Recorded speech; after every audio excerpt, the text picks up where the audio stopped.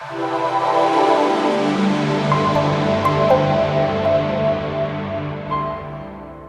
right, everybody, welcome this evening at another of the Strata Ventures industry webinars. Really appreciate the fact that you guys are taking time to join us every other Monday, because we do bring some really good topics and good speakers.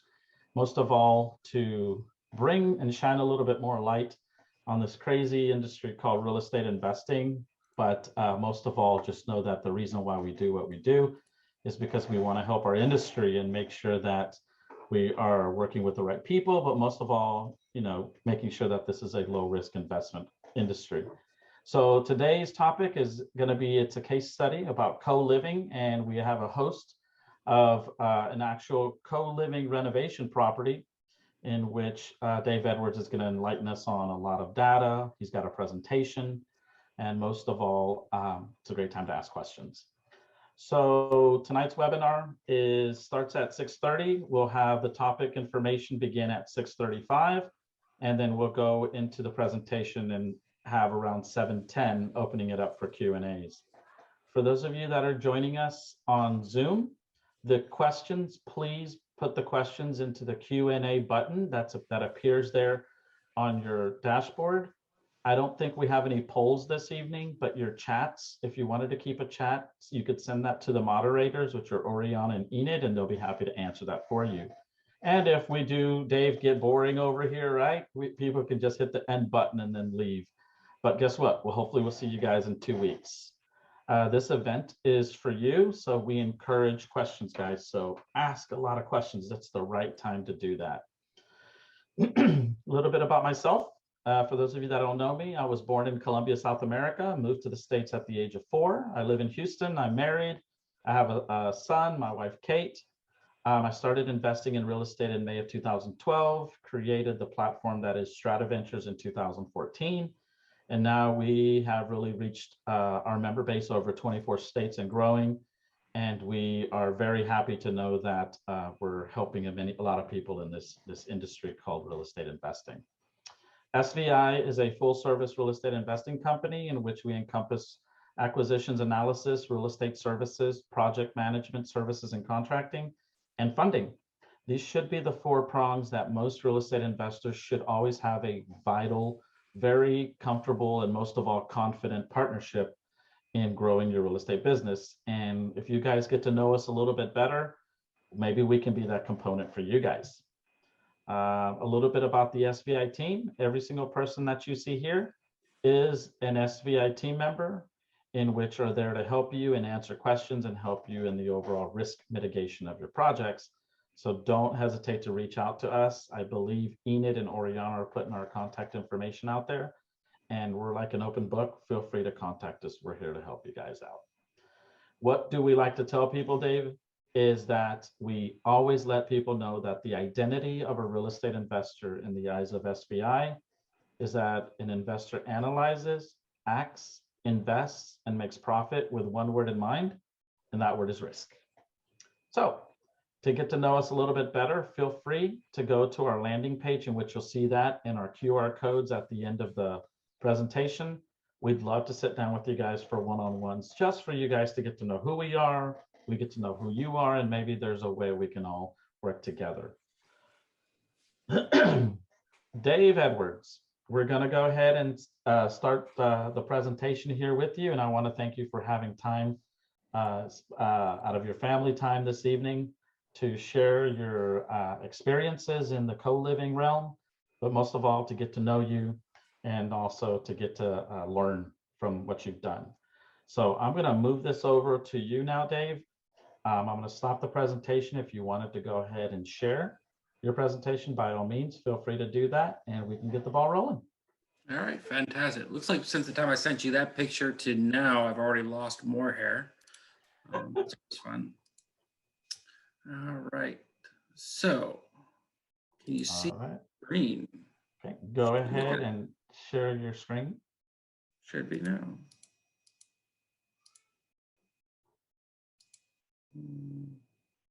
Should be seen now. All right.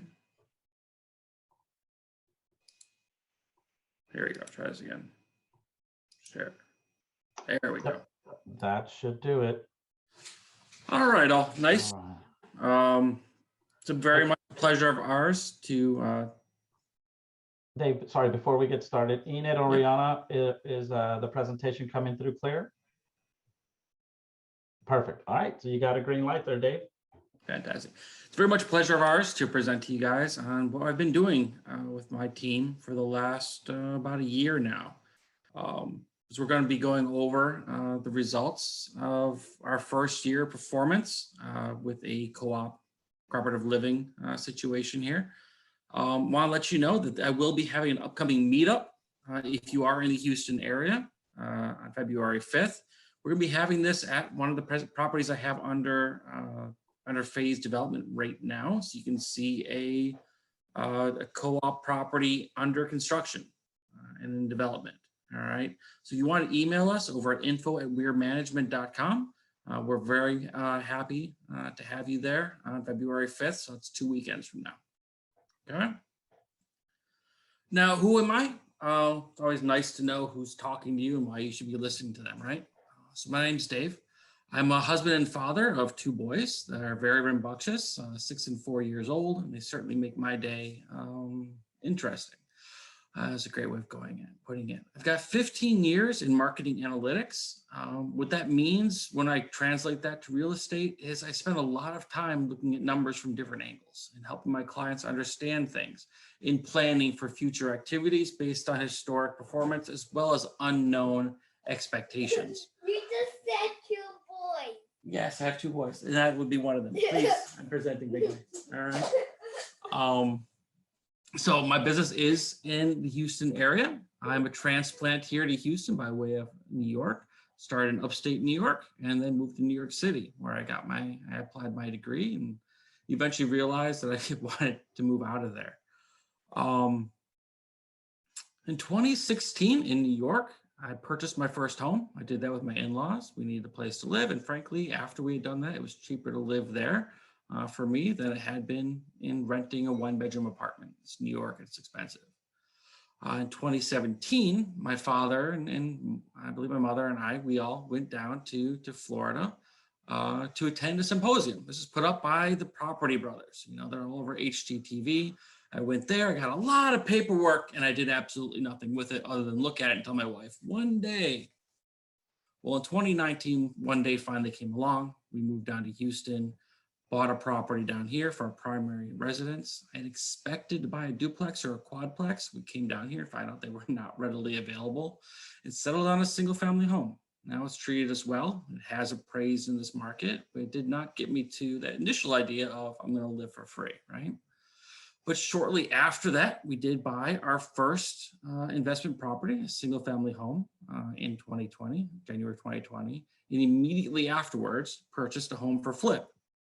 That was our first experience with hard money, and that came out okay. We ended up selling that, made $35,000 in profit in the beginning stages of COVID. That was a little bit scary because no one knew what was going to happen then, right?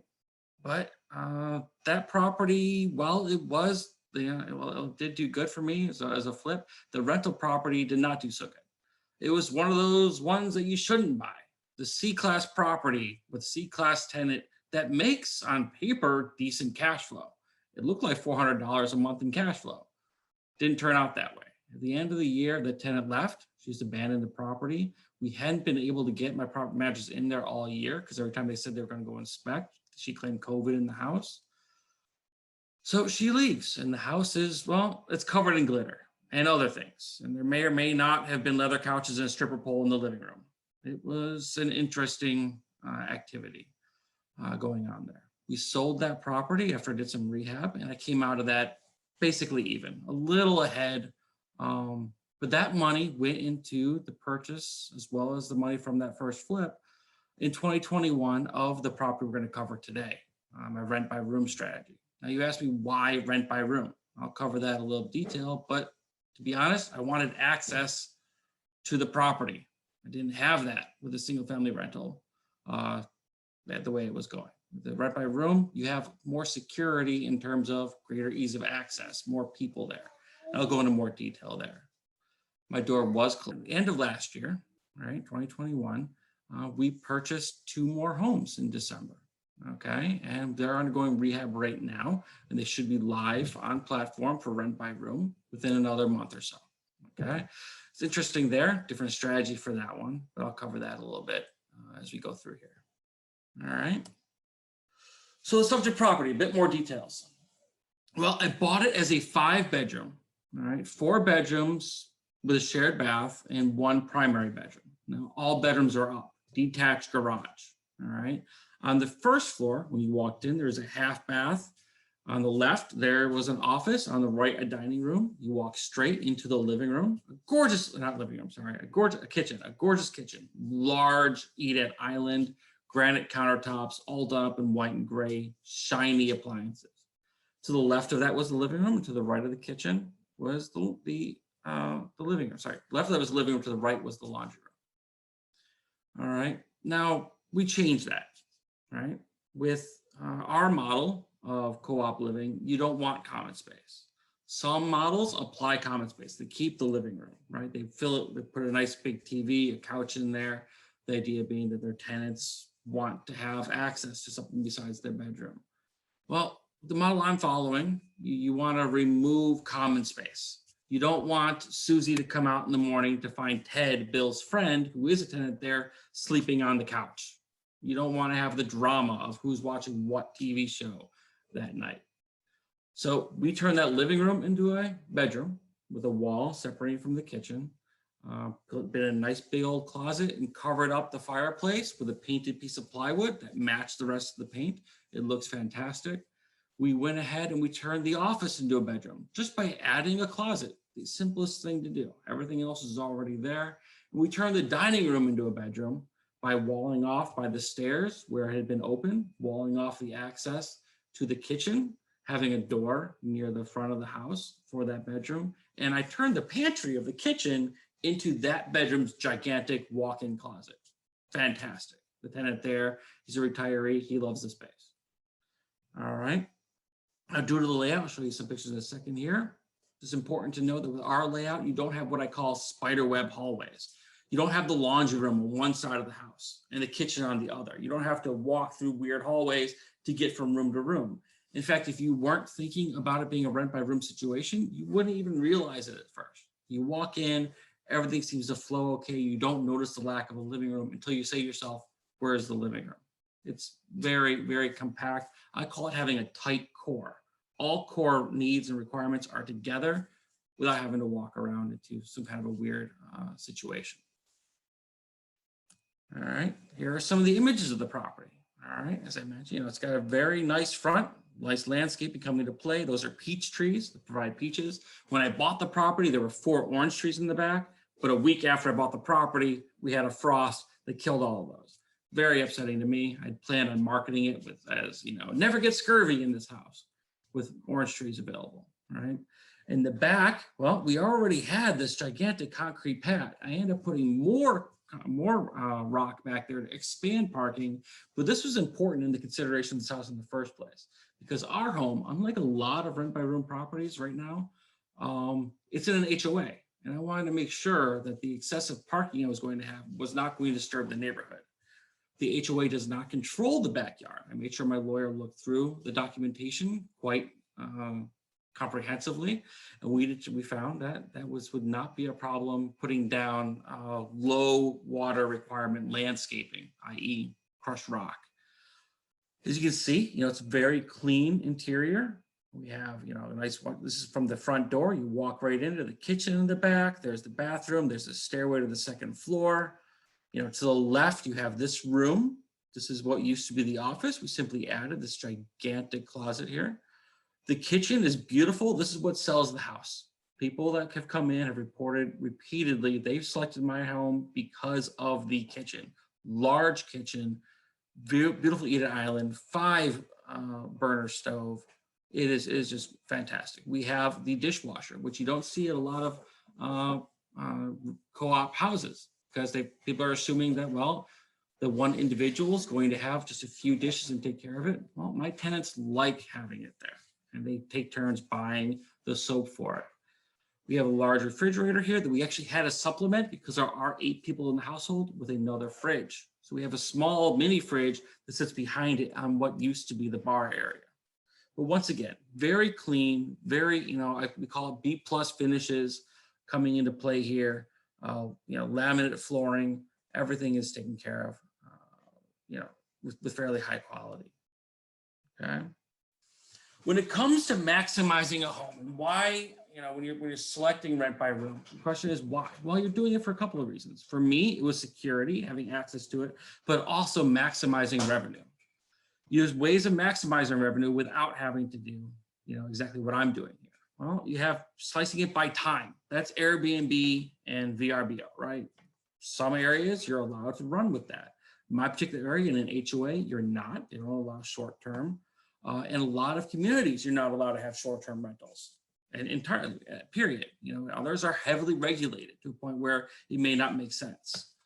But you can certainly maximize profitability with that type of a model of slicing time for a room or for a home. What I'm running here is slicing the actual home itself. And rent by room is just one way of applying that strategy. Others are taking a single family home and creating a duplex or a quadplex, turning your garage into an apartment, adding a accessory dwelling unit to the back of the property. He's actually slicing and dicing what you have to have more units, to have more people, right? Now, a lot of those ways, the more you slice it, the more costs come into play. You put an accessory dwelling unit, now you have another roof you got to take care of. You put in a duplex, now you got 2 kitchens, maybe more bathrooms, different things to have to manage and take care of. The rent by room model means I have 1 roof, 1 foundation, 1 kitchen, the same number of bathrooms generally as I started with. It's got lower overhead while still providing higher revenue and greater security, because I can have 50% occupancy in this house. I can have 40% occupancy in this house and still be making revenue without having to dip into my own pocket to pay the bills. A single family home, you have somebody leave, you're out. You're paying out of pocket, or you're out of your reserves that you've been scheduling. Now, there are other ways to maximize revenue. You can have higher amenities, ... What is that? Well, there are different ways of providing more amenities to the household. We have an upgrade to our rooms that involve us providing a TV, a desk, and a desk chair to the room, going above and beyond the standard setup in order to provide greater value and therefore collect greater returns. Now, what are some of the pros and the cons? As you dive into this, you're looking at it. Well, pros, as I mentioned, increased stability relative to a single family. Having the ability to have lower occupancy, yet still have enough cash coming in to pay all bills.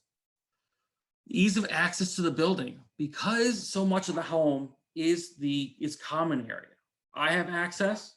My contractors have access. Very rarely access. It's expected of the tenants that there will be people in that space, whether it's themselves, other people that are residing there, or people that need to come in there to make repairs to the building itself.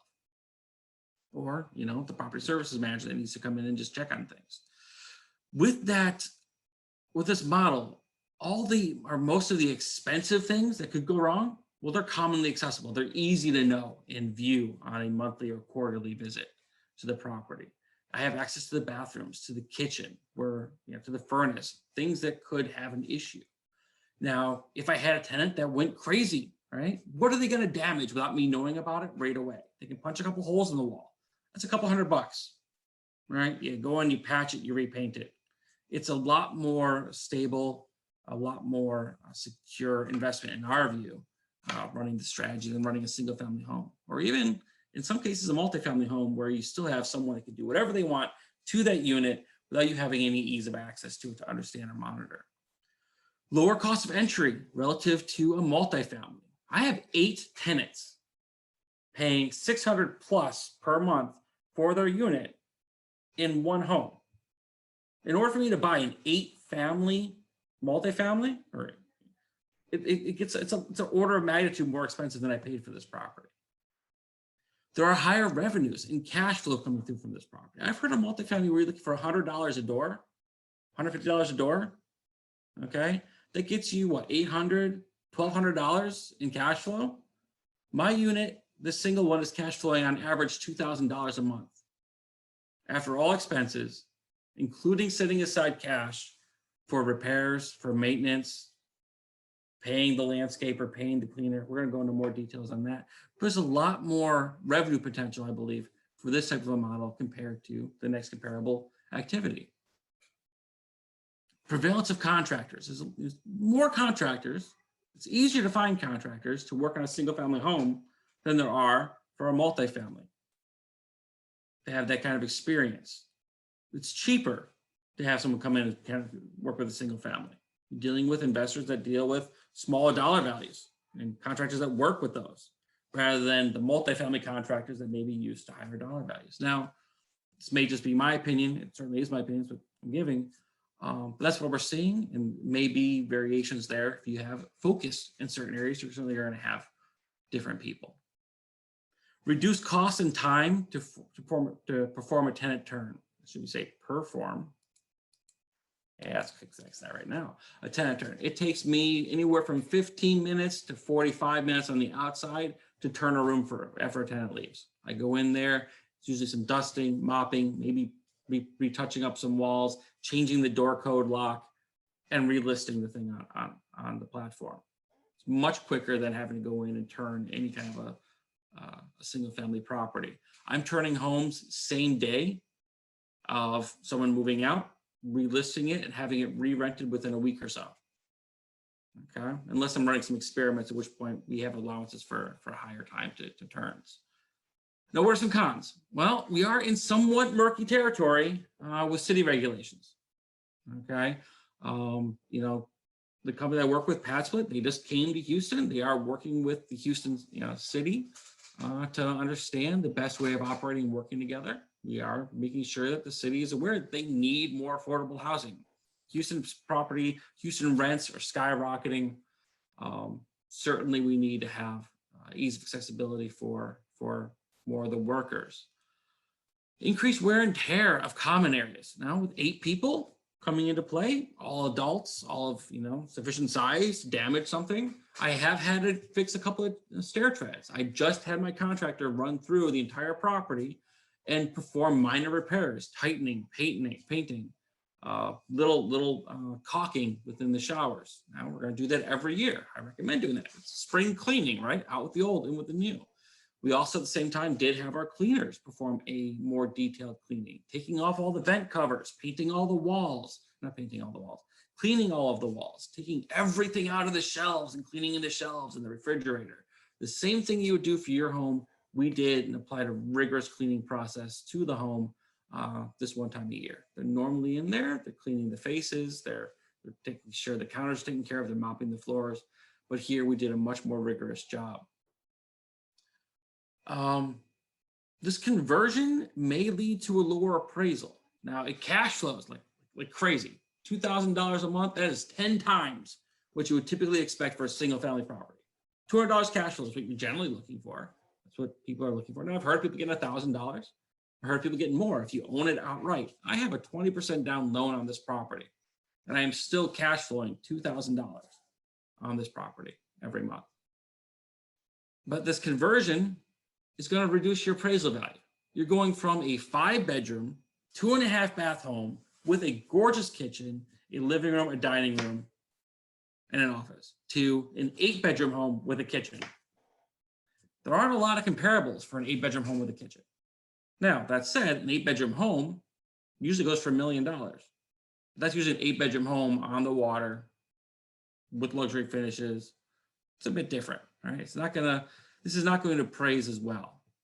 I'm working through trying to identify ways of managing that.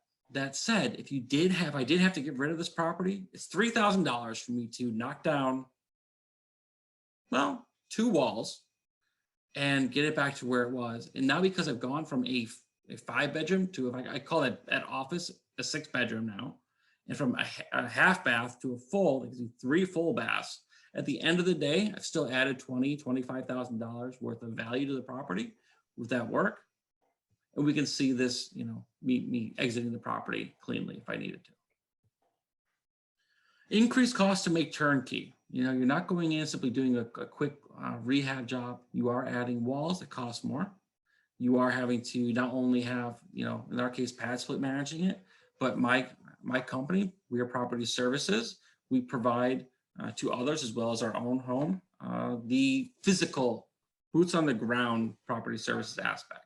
Now, between those two, you're looking at about 23% of gross rents going towards property services compared to 10 to 12% for a single family home.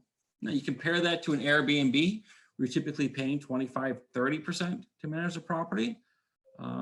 You know, it's not that bad.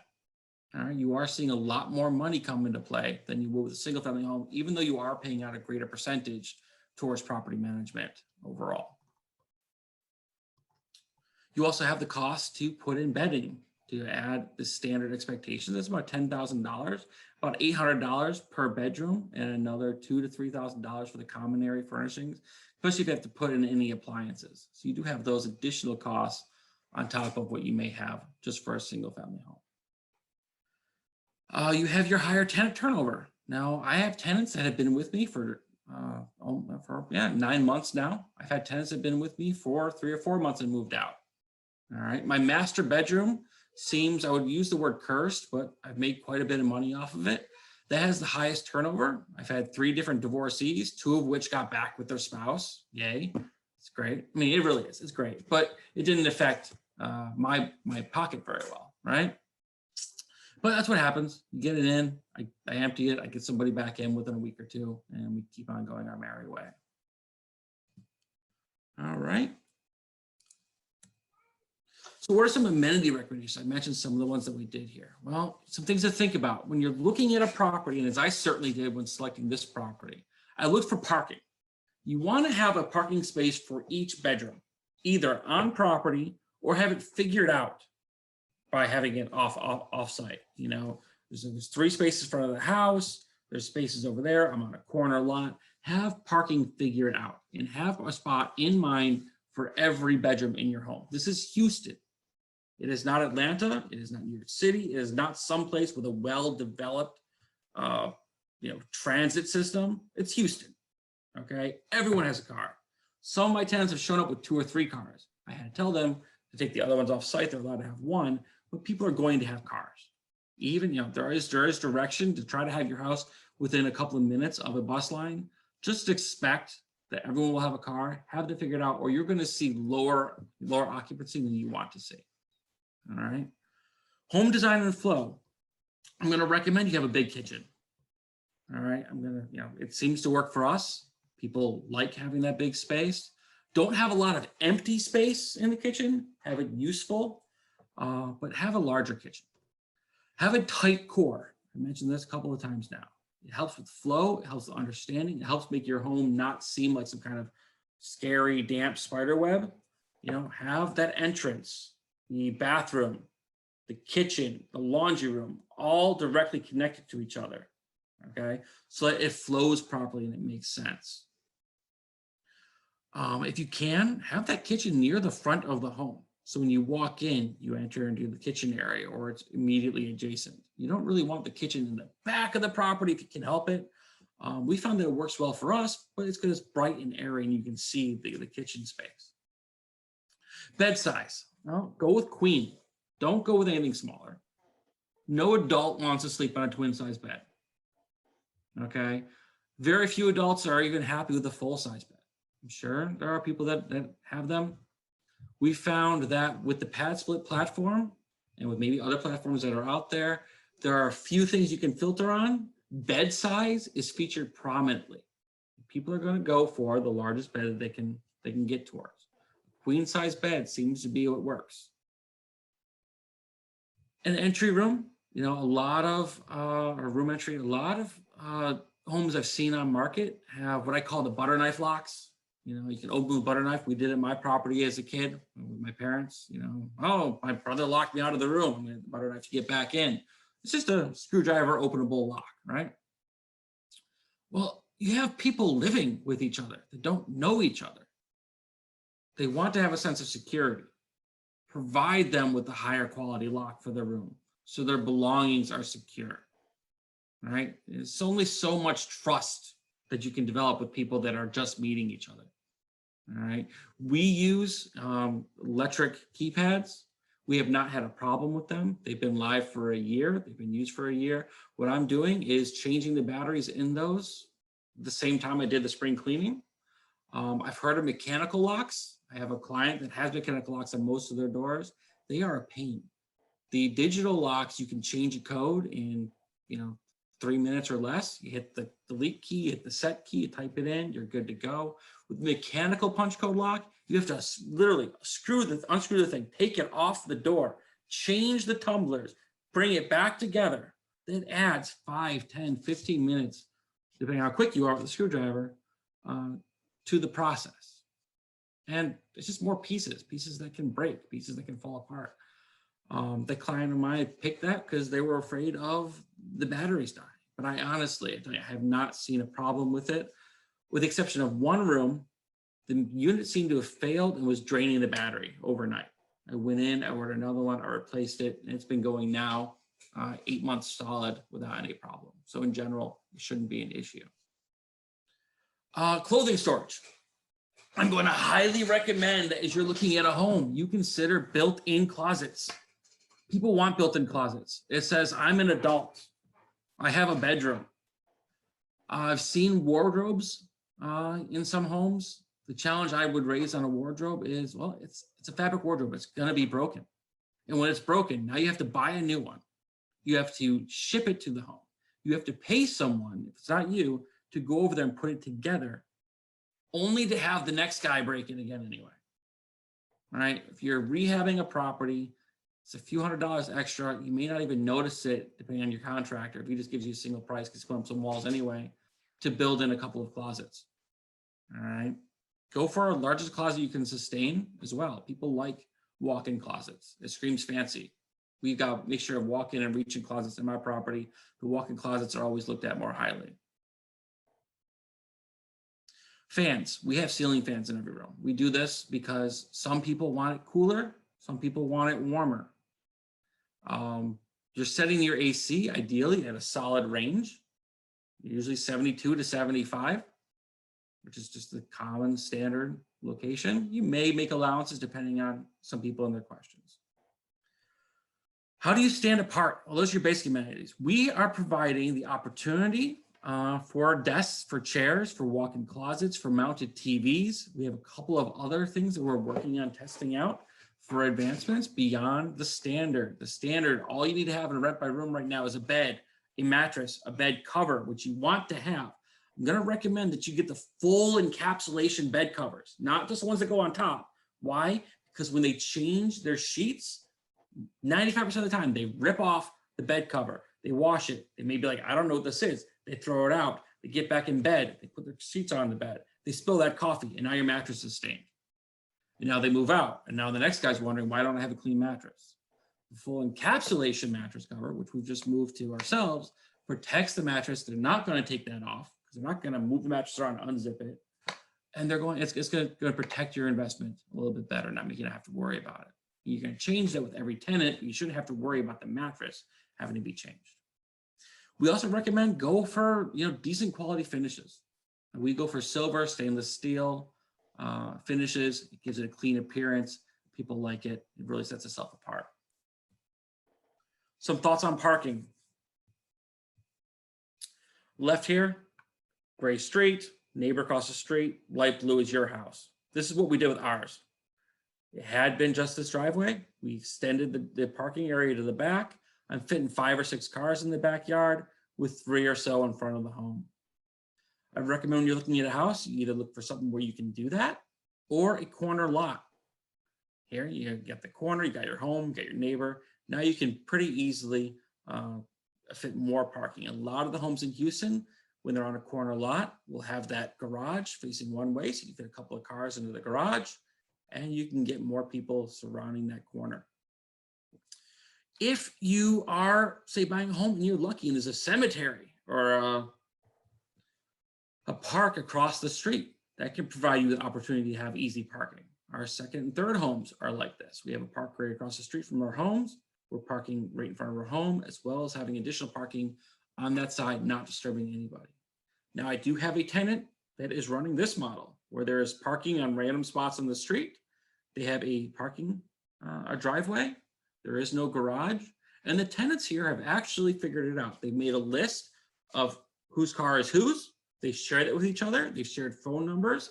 And if Susie up front here needs to back out, she can give Billy a call or knock on Billy's door. And he's been happy and kind, and they've been working together to move their cars.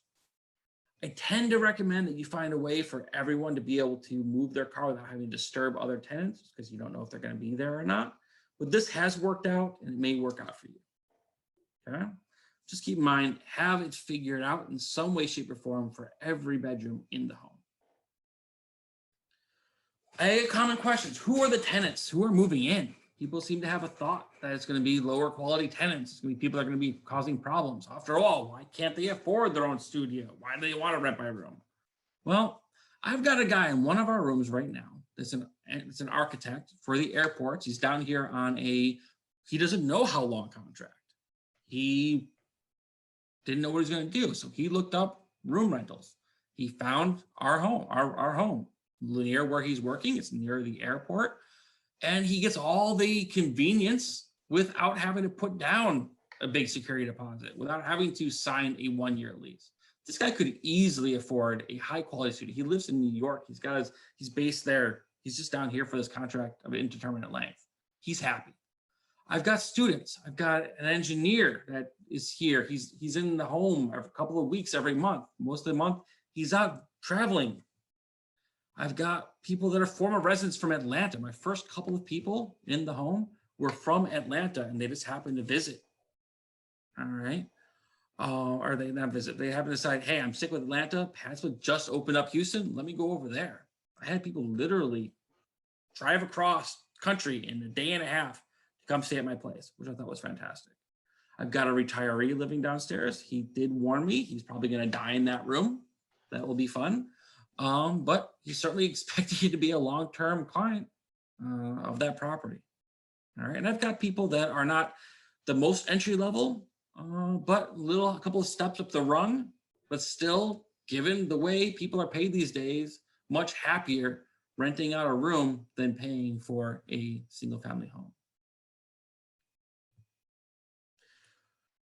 What are my numbers? I'm going to show you some numbers now. I launched in April of last year. I was the first property on PadSplit that was host owned, the second property altogether in Houston coming into play. I made $483 in April. I had bought the home in March. I completed renovations halfway through April, and we had a tenant in there within a week and a half of going live. By May, all right, I had 4 tenants in there. So I had 4. They were paying more than the mortgage. They were paying all utilities within 2 months of going live. Just April, this is only live for about a week and a half. In May, fully live. Since then, I have had 8 people in that home every month, max occupancy occurring. Now, my average occupancy is somewhere just north of 90% because there have been a couple of weeks within those months where I didn't have somebody, but either at the beginning or the end of the month, I've always had 8 tenants in that property. And mine is not cheap. I have the highest cost per room, the highest occupancy, the greatest revenue of any home on PadSplit today. I have heard that their average occupancy is in the 70s, 60-70% range. It's inching up as they continue to refine and adapt. But we are pushing forward with, as I said, higher quality home, higher rents coming through. We've been live for 9 months. At the end of the year, PadSplit's telling me I made $40,000 in revenue. Now, this property as a single family home, according to Rentometer, would have rented out for $1,750 per month as its original formation. That would have given me $21,000 a year. In 9 months, I made nearly double that in revenue. If you're talking about $200 a month in cash flow, that's $2,400 for the year I would have made in cash flow as a single family home. I'm cash flowing $2,000 on average a month. Some months more, some months less, but on average about $2,000. $24,000 coming into play, not $2,400. Here are some actual numbers. I grabbed what I had sitting on my computer. Total out of pocket was $82,000 for the acquisition of this home, the rehab, the fixtures and finishings. I had to put in a couple of new appliances. That cash on cash is about 21% for 2021. For this year, just because I'm going to be able to have it live for 12 months instead of 9 months, it's going to be 29% cash on cash. With this property, with this model, cash flowing $24,000 expected for this year. In June of last year, my revenues were $56,000. My total operation costs were $5,600. My operating costs were $3,400. I cash flowed $2,200 in June. In July, I had a couple of tenants move out. I only cash flowed $1,000. That picked back up in August at $1,800. And in September at $2,500. In December, I had revenues greater than $6,100 on the property. It's the way it worked out, the way people were paying. I tend to expect revenues of $5,200, or that had been the expectation at the earlier rent value. Since then I've raised some rents, I have higher expectations now. But in general, we are meeting or exceeding that target.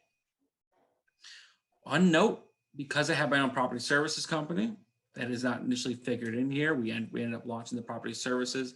Right now, the only cost coming into play for property management is the pad split cost. But adding in property services would be another 6 to 8% coming into play. We have our electric bills, and my electric bill is about $300. Water and sewer is about $100. My gas bill's been about $30 to $40. Last couple of months, it's been in the 50s. Okay. My internet bill is solid. I have the fastest internet available from Verizon because that was the only one that had no data caps. Okay, you don't want data caps when you're doing rent by room. You may have to shell out a pretty penny to get to that. For those not from the South, if you're on the line, down here, the internet has data caps for your home. I'm not sure why. Up north, at least in New York, never have data caps. Down here, it seems to be a pretty common element. We provide cleaning and lawn care services. This is part of our braggable philosophy. We want people to be able to brag to their friends. It's not only the look of the property, but also, I got a cleaner, man. Guy's outside mowing my lawn. Fantastic experience for people that may not have it, and definitely would not have it for if they were living in something else that they could afford given their price points. I provide common toiletries. It's part of keeping stress down. I don't want someone arguing that Jen used all the toilet paper, Susie took the last paper towels. We're providing that. And we've been discussing providing common things for the kitchen. We also provide soaps. We provide garbage bags as standard as well. So no one's having to worry about the very basics. We've thought about providing ketchup, relish. We've been talking about it. We'll see if we decide to move forward with that in future models. Other than that, I've got my maintenance budgets in green here. Set aside some revenue to cover future repairs. I know I need a new roof in the next couple of years, so we're saving for that. It's a bit lower percentage than you might have. You're not setting aside 10%, but I have a greater size pie to take from for that. All right. That you got your pity coming through, comes out to about $1,500. With that said, that is my presentation. On the screen right again here, you're going to see that I am going to be hosting a meetup in the next couple of weeks. I'd love to see some people there. We're going to go over our two-phase approach for that property. It's a bit different than this particular subject property, and I fully intend to go into a lot more depth on some other upgrade features, potentially increase your revenue even further following this model within that meeting. Well, Dave, that was great information, and I strongly believe that people that are listening right now are going to see a renovation in a different light. Because one of the things that I could tell you probably resonated was that even on your lower end, when you said, I only collected about $1,000 instead of $2,000, that is still more than what your average single family rental, which is generating between $250 to $375 a month in positive cash flow. So you have to think about the mechanicals, which means if you're only collecting $200, $250, $300 a month, which is $3,600 a year, that water heater goes out, you have literally lost 50% of your of your income for that year just on that water heater. So by looking at this, ladies and gentlemen, you're looking at a way to maximize the earning potential, but properties are going to ask for money. And knowing that you're not going to have to take out of the profitability, which still gives you better returns. So let's go ahead and open this up. I see that you're showing the pictures of the property. And so Dave, I'm going to go ahead and read out some of the questions that we have from people. If you guys can, if you're those of you that are putting questions into the queue and into the chat area, would you mind putting them into the Q&A section? And so Dave, let's get started. And I want to thank everybody that has put in questions. Let's start off with Liz Parker. She said, hi, Diego and David. Do you know if you can do co-living in a property that has an HOA subdivision? So if we can keep the answers, Dave, to concise, right? To answer the question, we can move on because I know we did get a lot of questions. So go ahead. So as I mentioned, this property is indeed in an HOA. As I also mentioned, I did have my lawyer look through the HOA documentation. We determined that we would be fine. There were no restrictions on number of unmarried or non-blood related residents in the house. And when looking at, they had no control over backyards. They had restrictions on the front of the home, having ruts in the driveway, for example, or damage to the grass, but it's been fine so far. I would say the answer is going to depend ultimately on the guidelines for your HOA, but it is certainly possible. And I found a couple of them that will work. Okay, great. Also, Liz Parker asked, what kind of insurance should we get? What is the typical renter's insurance? You know, what does it look like? Yep. So this is probably something I should know more about specifically. I do have farmer's insurance. I called them up. I told them it was a rental property and I received renter's insurance. They did have a guy stop by a number of months ago. He checked out some boxes. He walked out. I had no problem with my insurance from that perspective. Okay. So I know some people have questioned insurance in this model, but I did not run into it as an issue as of yet. Okay. Do you rent each unit furnished? Yes. So every unit comes with light required furnishings. So I'll show you. Here we go. You're required to have a bed. You're required to have a mattress. You're required to have a mattress cover, which you're going to change out for each guest. You're required to have a nightstand. We use the LAC tables at IKEA. They're large. They're sturdy. They're cheap to have a bunch of them on hand in case they do get damaged. You're required to have a lamp on that nightstand, a piece of art, and some place to put clothes. You're going to see here, this is that office I discussed that we simply added a closet to. And we put in a nice large closet, repurposing some doors that we moved from other locations in the house. We do offer an upgrade package. So the fun thing there is this room itself rents for $150. If someone wants the upgrade package, which includes a desk, a chair, a flat screen TV mounted to the wall, we charge them an extra $25 per week.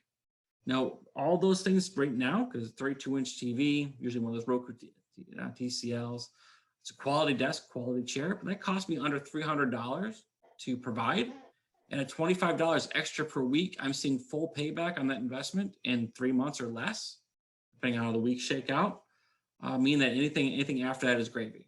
So we offer an upgrade package there. We're working on other ideas for upgrade packages as well. But this Awesome. is required to provide.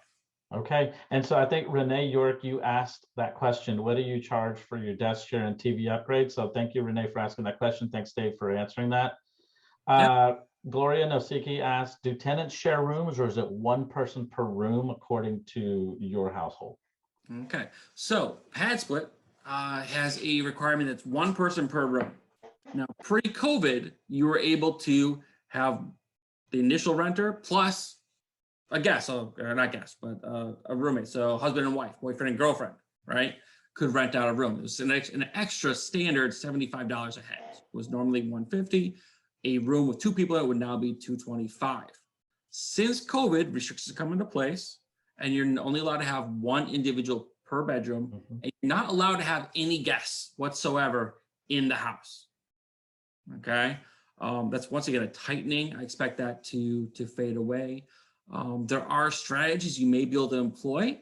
if you were to say, make a row of mini studios, maybe you may be able to negotiate and say, all right, what's this studio apartments? They don't have any actual shared kitchens or anything. I got a little tiny kitchen nook or something. We've thought about that. That may allow more people. Right now, one person per room. Okay. Christina, we were asked, so do you repaint the new every time a new tenant comes in as a turnover? No, I've only had to repaint one room. That's because they moved some furniture around. Listen, people can bring their own furniture in. Didn't cost much. My handyman's on call. He went in and did touch-ups, but usually not. The paint that we have is of sufficient thickness and quality that it hasn't, worn away or been much of an issue. I did Okay. mention that, every year I'm having my handyman go through the common areas and so we touch things up. But that's the common areas. Happens one time a year. All right. Ms. Liz Parker asked, what is the ideal type of tenant for this type of rental? What she's basically asking her demographics, age, and profession, which I think, Dave, from what we were doing also in the co-living space, is that it's now everybody. Because there are people that are moving into the city of Houston that are professionals that just don't want to rent. Like you said, they don't want Exactly. long-term tenants, contracts. They don't want to cut the Yep. grass, or Yep. anything. They are there. So When you think about it, if you're going to move into even a studio, right, and it's $1,200 a month, well, you generally need first month security and last month, or even first and security. That's $2,400 you need to have moving around, laying around that you can spend on something just to move. This model allows you to move in with just a couple $100. You need to have your first couple of weeks worth of payments. And you need to have a membership fee. Much cheaper to apply this model and immediately get in. If someone's having a bad situation, they need to escape a home. It's much easier to jump into one of these than it is to save up and prolong that issue.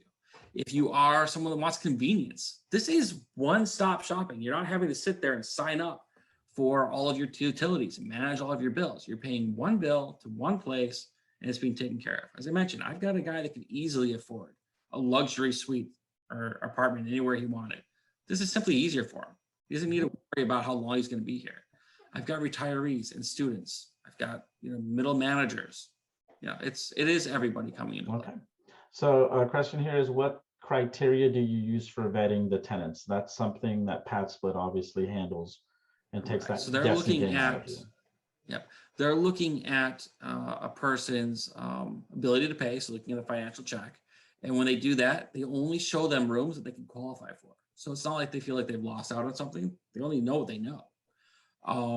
So to qualify for my properties, you need to be able to, have the higher thresholds generally. All right, we are priced at a higher price point.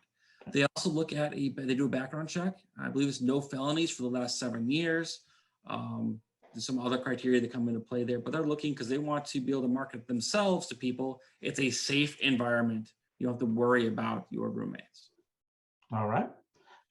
Mark Zimmerman asked 2 questions. I'm going to read both of them here. Is, do you advertise separately from PadSplit? And what is your average occupancy rate? I think you said that earlier in the presentation. Yeah. So my average monthly occupancy is north of 90%. I've heard numbers, lower than that, 60, 70, 80% for other properties on platform. I believe it's due to the quality of the location, the way we've got things set up. Okay. So that was the location and occupancy. I forgot the first question. The other one was, do you advertise separately from PadSplit? We have experimented with advertising separately. In those advertisements, we direct people to PadSplit. I don't like the idea of having to walk someone through the room and deal with it. We have shown people that I've advertised separately. I've used Roomies and a couple others. Reason why I've done that itself is, frankly, I think that our advertising and our language is a bit more creative than what I've seen from PadSplit. I believe it drives, being creative can drive more awareness and intent rather than just giving out dry materials. We tend to describe it a bit better. Okay. So you want to experiment with that, but direct them to PadSplit. We did that rather than give them my phone number or my email address. I simply say, go to this website, apply.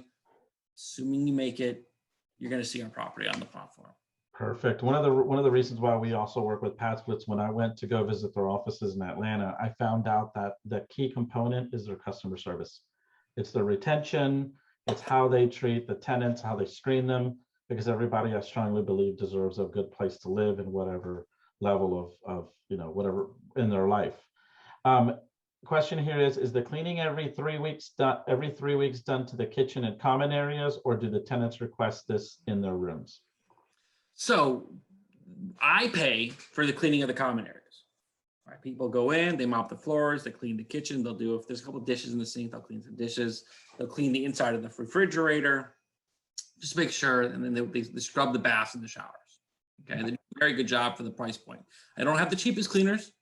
I have good cleaners, and that, I believe, is another thing that sets us apart and it makes it work for us. Okay.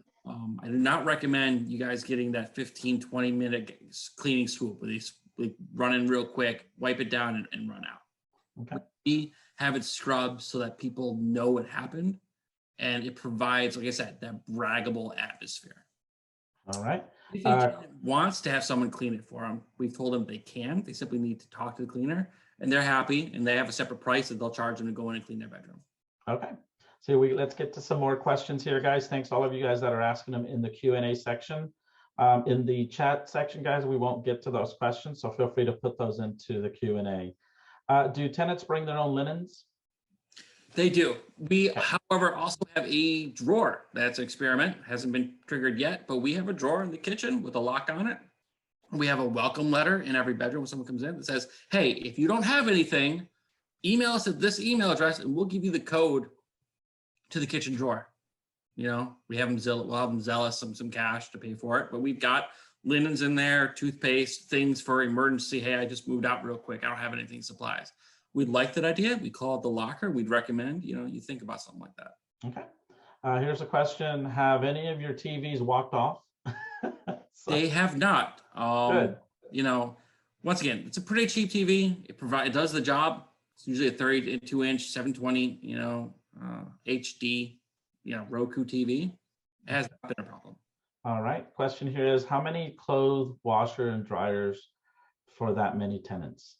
Yep, we have one washer and one dryer. I think that's all you need. The tenants themselves have organized themselves, so like everyone knows who's doing laundry on what day and what time. Okay. Is the model that for all of the tenants are single adults? Well, I'm not going to say that they're single. Some certainly are dating. Some certainly have snuck in their significant other. Okay. You have to, on your end, make a determination of how rigorous you are going to be when applying rules. We don't allow people to spend the night. If there's any issues, we have had people kicked out for having moved somebody else in when people report it. But at the same time, we're not looking to cause trouble.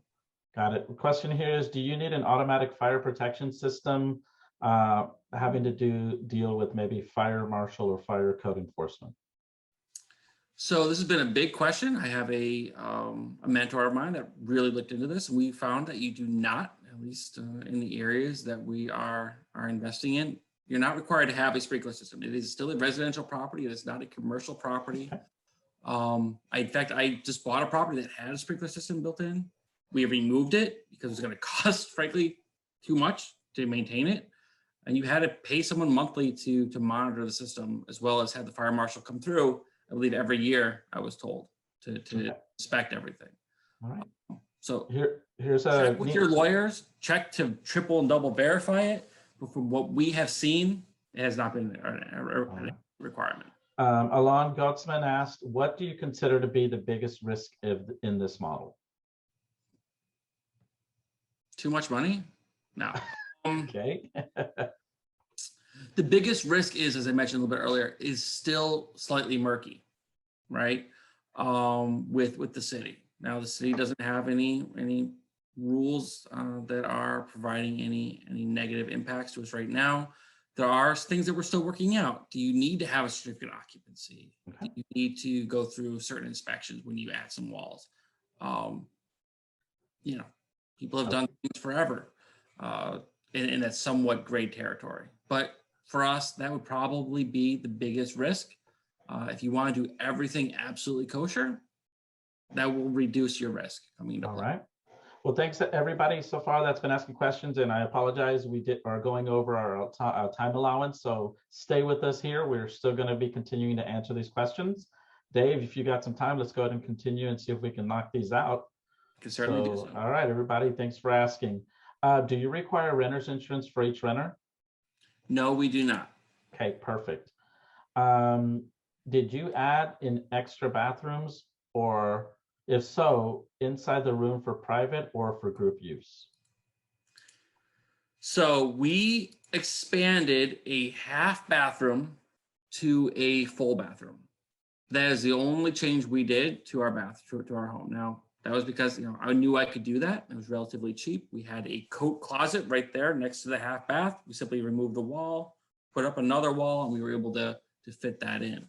I would recommend that as you are evaluating properties, you certainly look into that. You're allowed to have up to 4 bedrooms per shared bath, according to pad split guidelines. We tend to recommend somewhere around 3 bedrooms. We have 3.5 per shared bath, or going even more upscale and having a home. This is the half bath that was turned to a full. Going more upscale and having that shower per bathroom. Now, if you do that, your expenses are going to go up. You're not going to increase your revenue. You will increase your revenue. It's going to be a master bedroom, but it may not be enough to help you recoup that cost. Okay. As you may like. Here's a question. If your retiree dies in that room, do you have to disclose it to the next renter? No. Okay, we'll leave that there, guys. Here's a question. What is your policy on cleaning the kitchen? Does it have to be done within a certain time period or a certain amount of hours? So I haven't run into any issues with people cleaning the kitchen. I mean, I have a house full of adults that are, for the most part, behaving like adults, cleaning back for themselves. I have the dishwasher there, so it's easy for them to do so. Every time I visited the property, I have not seen stacks of dishes. I have not seen issues. Good. The only thing I have seen is, on one occasion, moldy fruit. I threw it out, or my cleaners would have taken care of it anyway every month. It's no real problem.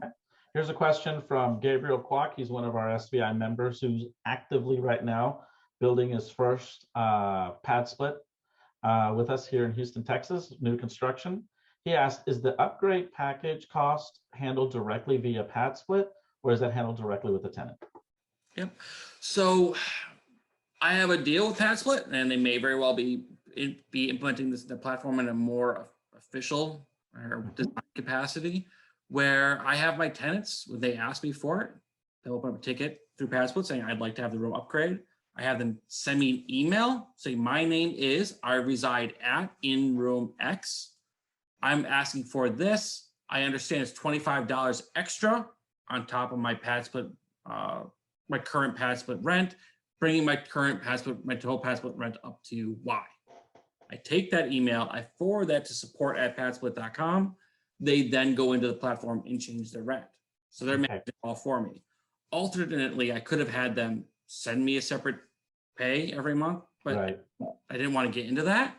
Now, Padsplit is making more money because of this. Their percentage comes out of that as well because it's now a higher base value. But, it's just easier for me not to manage with it. All right. So Gabe, thanks for that question. He just answered the part also about what that cost is for the upgrades. What kind of locations do you look for? Is it close to an airport or hospitals? If you could be just real quick on that, that would be great to answer there, David. Yep. So right now, I don't have any particular locations. I'm looking more at the property, and if I think it's going to work, I am trying to make sure that I can see opportunities for employment in the area. Let's see here. Let's see. Wow, we have a lot of questions. We'll try to get to as many of them as we can. If we don't, feel free, guys, to email us, and we'll be happy to get those answered. Or attend that presentation I'm going to give. Yeah. One of the questions that was asked is, what is the time for the meetup? The meetup will be about 6 o'clock. We're gonna, if you email us at info@wearemgmt.com, we'll be collecting that and sending out information. Perfect. Let's see here. Eston asked, Rogers is, what is one of the things you wish you had known within the investment before you started the investment? That's the expectations, did any of the expectations come true? I wish that I had known what the rate of uptick would be for the upgrades. Okay. Right? so far we've had upgrades in 2 of our 8 bedrooms. Okay. Some people won't touch the upgrade at all. Others have considered it, but then maybe bought their own stuff. I'm experimenting with future households with having the upgrades already in place as part of the base rent. So we're continuing. We have an era of experimentation coming to play. So I just wish I knew more of that, the rates. Here's a question. Is it possible to do co-living approaches in Texas cities or other cities such as Austin, Dallas, etc.? Let me answer that one here, if you don't mind, Dave. The key to this, the key here, guys, is that you can do this anywhere. Every city in the United States is conducive to the rental prices increasing, having a shortage of affordable housing, but also knowing that the co-living model is becoming more prevalent. Here's where the difference comes in. The platform. Having the platform, which is the same way people could go on Airbnb, type in, I want a room. It's really not that exposed in all the major cities yet with pad split, but that doesn't mean that you can't occupy that units or occupy the units or that property yourself and then plug it into the platform. Pad split will still offer its property management amenities and everything that it requires for that fee. So the answer is absolutely. So Eugene, thanks, out of Phoenix, Arizona. He's one of our members. He asked that question. That's a great question. Let's go here. We've got 2 more questions and then we'll be able to chime this down. Let's say, this is a great question. How do you deal with evictions? Yep. So we had one guy. So pad split follows a 3-key model. All right. You get essentially 3 strikes. First key is removed because you broke a rule. That's a warning. Second key is a fine. Third key is that's it. Get out. You're off platform. It's important to recognize that pad split is one of the cheapest ways to live. This model is the cheapest way to live. I mean, what else are you going to do? Live with your parents. That's about it, right? It's even cheaper than living in a mobile home. So you really don't want to be kicked out. You want to follow the rules. But if you do, well, they give you the option, the easy way, the hard way. The easy way, just shake hands, you leave, no real problem. They may talk to you again later, right? The hard way, they have eviction processes. Now, pad split has found a lawyer. They've made it easy, relatively, for someone to simply email support and say, hey, Jim lost his 3rd key. He's refusing to move out. Please hook me with your lawyer. Now, you as the owner are still responsible for managing the lawyer, managing the evictions and everything like that. They can hook you up. If you have your own guy, it's fine. We haven't had to deal with an eviction ourselves as of yet. Knock on wood, if I can find some. Oh, I need to, but it hasn't been that difficult. Okay. And I know, guys, I saw some other questions that you guys are posting out there, having to do with legality, having to do with city code zoning restrictions. We like to tell a lot of people is feel free to reach out to Dave. He might have some things that he may have faced as an actual tenant or a landlord and most as host, but also feel free to call pad split. These are the people that are handling the property management and handling that side of the process. They might know a little bit more than the actual host, but feel free to reach out to Dave. You can see here his contact information, and make sure that you ask all the questions. Also, for everybody that is wanting to know a little bit more about SVI, we want to thank all of our partners and affiliates for joining us. And for those of you that want a copy of this presentation, feel free to like and subscribe us. We're on all these 3 major social media platforms, or you can call us directly or email us at info@strataventures.com and visit us at investorrealestatetraining.com, because there's a prompt and a registration for the free one-on-ones, and also there's an ebook that we put together which talks about mitigating risk. So Dave, any final comments that you want to give us here and before we close out? And I really want to thank everybody that asked questions. Feel free to email us. We'd be happy to answer those offline with you. From our end, it was just great bringing this to you guys. Happy once again to speak to anybody. If you need, just reach out to the team here and they can give you our contact information if you don't already have it. My website is WeReManagement, WeReMGMT.com. You can either email us at info@wearemanagement.com, requesting any information, sending any questions that you have. If you'd like to attend that meetup we're going to be scheduling, just let us know and we'll reach out to you.